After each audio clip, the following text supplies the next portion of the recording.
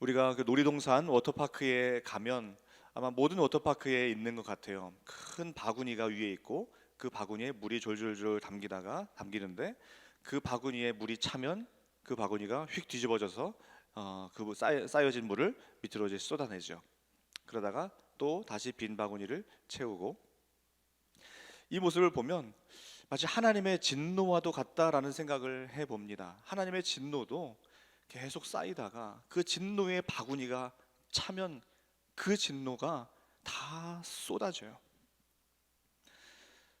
오늘 예레미야 우리가 계속 묵상을 하고 있는데 조상 때부터 계속 내려져 오던 그 죄악이 계속 쌓입니다. 그러다가 오늘 18절 말씀에 보면 여호와께서 이와 같이 말씀하시되 보라, 내가 이 땅에 사는 자를 이번에는 내던질 것이라. 그들을 괴롭게 하여 깨닫게 하리라 하셨느니라. 하나님의 진노의 바구니가 꽉 찼습니다. 그래서 이번에는 내던질 것이라. 이번에는 내던질 것이라. 반복되어 지긋지긋하게 쌓여왔던 우상숭배와 그 죄악이 이제는 너무나 꽉 찼습니다. 이번에는 내던질 것이라. 하나님의 심판의 손이 움직이기 시작한 것입니다.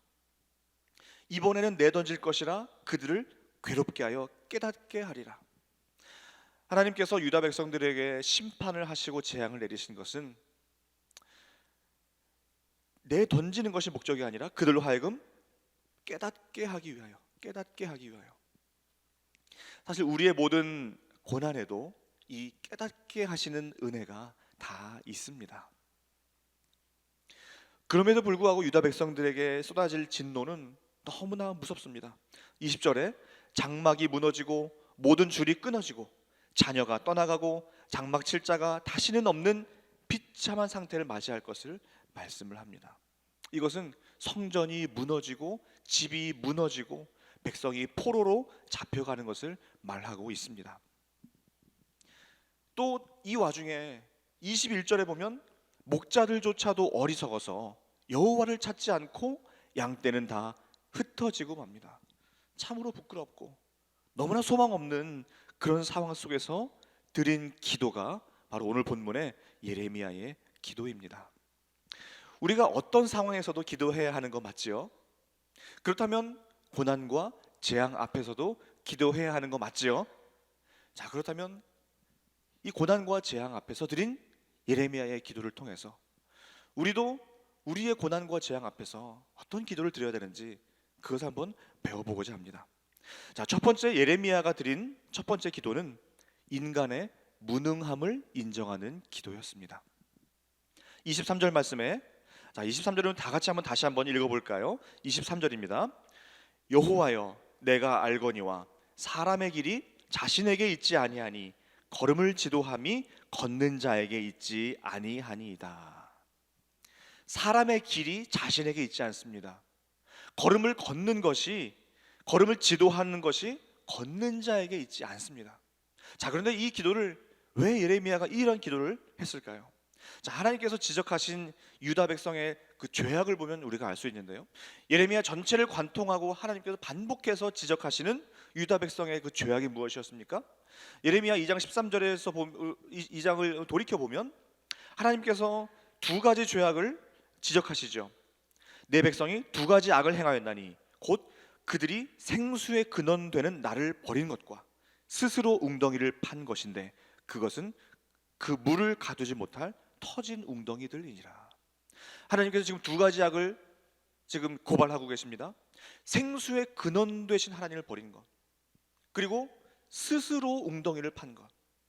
그런데 그 웅덩이는 물을 가두지 못할 터진 웅덩이에요.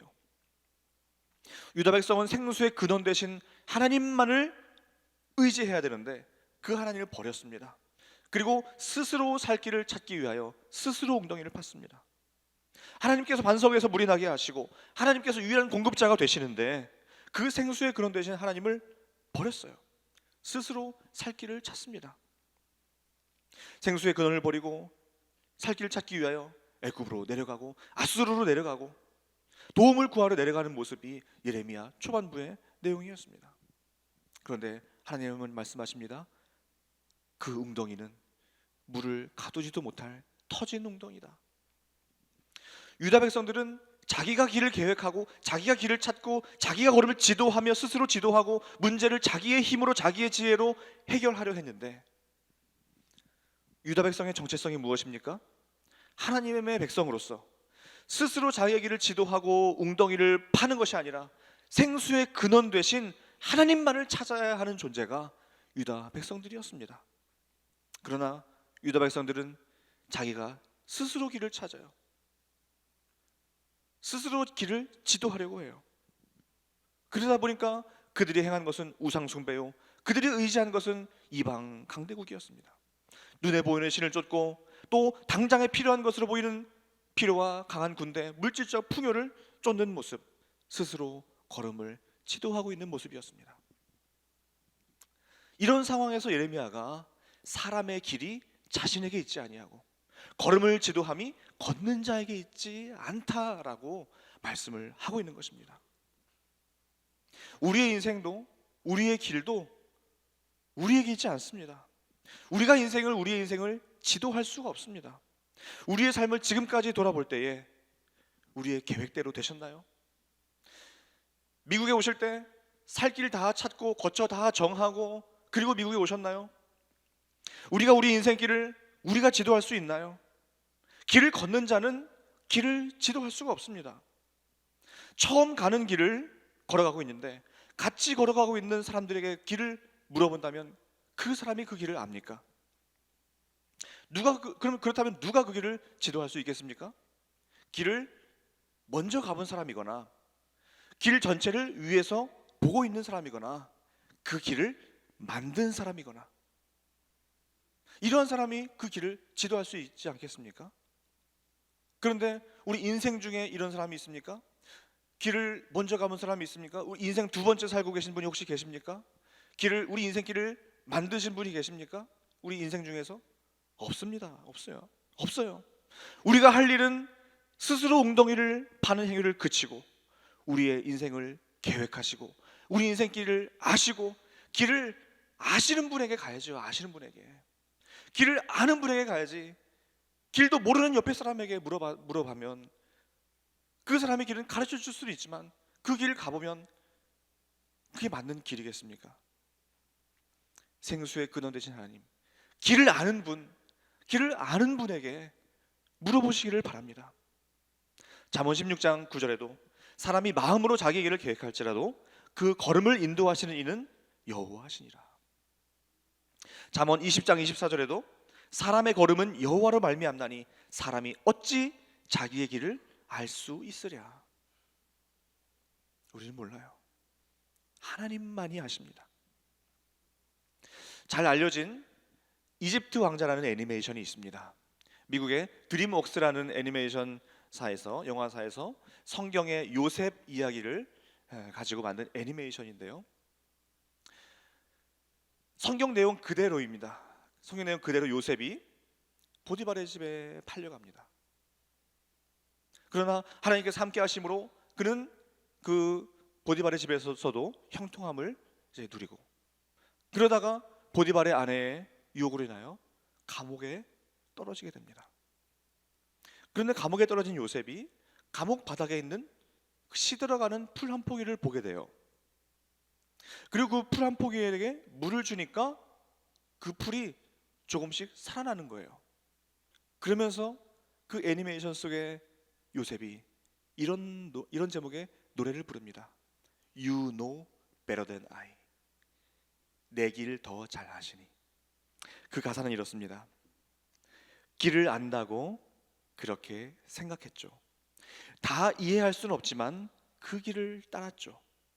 하지만 이곳 절망의 창살 안에 주 내 마음에 눈을 열 때 진실을 깨닫죠. 주는 다 아시죠. 나의 길을, 내 삶을 다 맡깁니다. 내 길 더 잘 아시니. 해답도 모르는 시험 문제처럼 주님의 뜻을 찾지만 다 알 수 없었죠. 시련의 세월이 내게 준 한 가지, 다 이해하지 못해도 주 신뢰하는 것. 내 주는 다 아시죠. 나의 길을, 내 삶을 다 맡깁니다. 내 길 더 잘 아시니 나 비록 알지 못하나 주님 더 잘 아시니. 이런 노래를 요셉이 불러요. 요셉이 그의 길을 알까요? 노예로 팔려올 줄, 감옥에 떨어질 줄. 그러나 하나님만이 그의 길을 아신다라는 고백을 하고 있습니다. 하나님만이 우리 길을 아십니다. 우리가 그래서 치밀하게 우리의 인생 계획을 짤 필요가 없기도 해요. 어차피 안 되니까요. 하나님의 계획대로 되니까요. 때로는 느슨한 계획이 더 좋아요. 느슨한 계획이. 리더십도 느슨한 리더십이라고 요즘 강조하는 그런 학자들도 있습니다. 치밀한 리더십으로 하다 보면 잘 안 된다. 느슨한 리더십이 더 그 속에, 왜냐하면 세상은 말해요. 느슨한 리더십을 가지고 상황이 움직인다. 그런데 우리는 어떻게 말합니까? 느슨한 계획이 하나님께서 그 계획을 움직이신다. 두 번째, 예레미야가 고난 중에 드린 두 번째 기도는 하나님의 긍휼과 자비를 구하는 기도입니다. 24절에 여호와여 나를 징계하옵시되 너그러이 하시고 진노로 하지 마옵소서. 하나님의 공의의 성품으로 볼 때 하나님은 반드시 죄를 심판하셔야 합니다. 그러나 하나님은 또한 사랑의 하나님이십니다. 그래서 예레미야는 이 사랑의 하나님, 사랑의 성품에 의지해서 기도하고 있는 겁니다. 징계를 하지 말아 주십시오라는 기도가 아닙니다. 그것은 옳지 않은 기도예요. 왜냐하면 하나님은 공의의 성품이 있기 때문에 그렇습니다. 하나님의 공의의 성품은 죄를 지적하고 심판하고 처벌하는 것이 하나님의 공의의 성품입니다. 그런데 또 한편에 있는 하나님의 사랑의 성품에 의지하여 기도하고 있는 거예요. 이 기도를 저는 선지자가 드리는 제사장적 기도다라는 이름을 한번 붙여봤습니다. 선지자가 드리는 제사장적 기도. 선지자로서 죄악을 지적하고 심판의 메시지를 전하고 따끔한 이 메시지를 전하는 것이 선지자인데, 이 선지자가 제사장적인 마음으로 백성을 이끌고 백성을 품고 백성을 하나님께로 함께 나아가는 제사장적인 기도. 예레미야는 애가 3장에서도 이렇게 고백을 합니다. 여호와의 인자와 긍휼이 무궁하심으로 우리가 진멸되지 아니함이니 이것들이 아침마다 새로우니 주의 성실하심이 크시도소이다. 아멘. 공의의 하나님이 인자와 긍휼도 무궁하신 겁니다. 이 공의의 하나님에게 또 무한한 사랑과 인자와 긍휼과 자비가 하나님에게 있어요. 그래서 비록 하나님의 백성들이 비록 지금 죄악으로 달려가지만 진멸되지 않을 수 있는 이유는 하나님의 자비와 긍휼 때문입니다. 그 인자와 긍휼은요, 아침마다 새로워요. 아침마다 새로워요. 오늘 이 아침도 또 그 아침마다 새로운 하나님의 인자와 그 긍휼을 맛보시기를 바랍니다. 우리가 그 하나님의 인자와 긍휼이 없이 우리가 어찌 살아갑니까? 내 행위로만 살아간다면 우리가 하나님 앞에 어떻게 설 수 있겠습니까? 이 아침에 눈을 어떻게 뜨고 또 우리의 죄악은 어떻게 할 겁니까? 그런데 하나님의 인자와 긍휼이 아침마다 새로워요. 오늘 이 아침에도 또 새로운 인자와 긍휼이 우리 개인마다 지금 부어지고 있는 것입니다. 상황은 다 다르시지만 각자의 다른 상황 속에서의 인자와 긍휼이 오늘 아침에 새로운, 어제와 다른 그 인자와 긍휼이 부어지고 있는 것입니다. 이것이 바로 선지자가 드리는 제사장적 기도입니다. 우리도 이 시대의 죄악 앞에서 이러한 선지자가 드리는 제사장적 기도가 우리에게 있어야 합니다. 하나님, 시대가 너무 악합니다. 하나님, 복음의 능력이 너무 힘을 잃어가는 것처럼 보입니다. 하나님, 교회가 힘을 점점점 잃어가는 것처럼 보입니다. 우리의 자녀들이 신앙에서 떠나가는 경우가 너무나 많이 있습니다. 무엇보다도 내가 죄인입니다. 주님, 긍휼을 잊지 마시고 이 시대를 향해 자비를 베풀어 주옵소서. 이러한 선지자의 제사장적 기도는 그 어깨가 무거울 수도 있습니다. 예레미야처럼 울어야 하기 때문입니다. 또 그 짐이 무거울 수도 있습니다.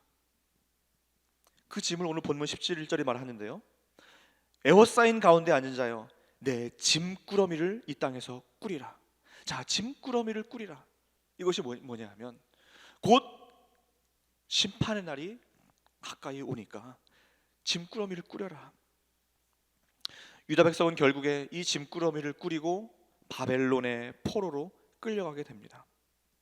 이 짐꾸러미는 마치 유다 백성들의 죄악의 짐꾸러미와도 같다는 그런 느낌을 들게 합니다. 그들이 꾸린 그 짐꾸러미, 그 죄악의 짐꾸러미를 짊어지고 BC 586년에 실제로 바벨론으로 포로로 그 짐꾸러미를 지고 내려가는 모습을 우리는 알고 있습니다. 그런데 우리도 유다 백성들과는 다름없는 그런 죄인들 아닙니까?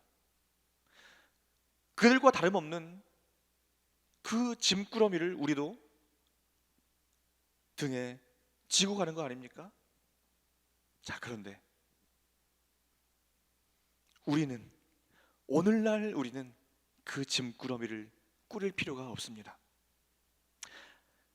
우리 예수님께서 그 우리의 모든 죄악의 짐꾸러미를 다 가져가셔서 예수님이 저주, 재앙, 심판 다 받으시고 그 모든 죄악의 짐꾸러미를 다 해결하시기 때문입니다.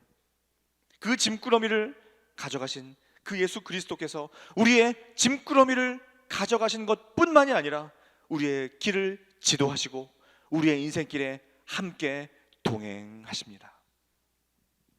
오늘 하루도 우리는 우리의 길을 알 수 없지만 You know better than I, 나보다 더 잘 아시는 그 주님 앞에 내 길을 맡기고 내 모든 마음의 무거운 짐꾸러미, 내 무거운, 오늘도 저 문을 나서면 또 부딪혀야 할 현실의 모든 그 짐꾸러미들을 하나님께 온전히 내어 맡기시고 우리의 길을 지도하시는 하나님 붙잡고 동행하시며 하나님의 인도를 받으시는 오늘, 그리고 일평생, 또한 선지자의 제사장적 기도를 들으시는 우리 기도의 용사들 되시기를 간절히 소망합니다. 기도하시겠습니다.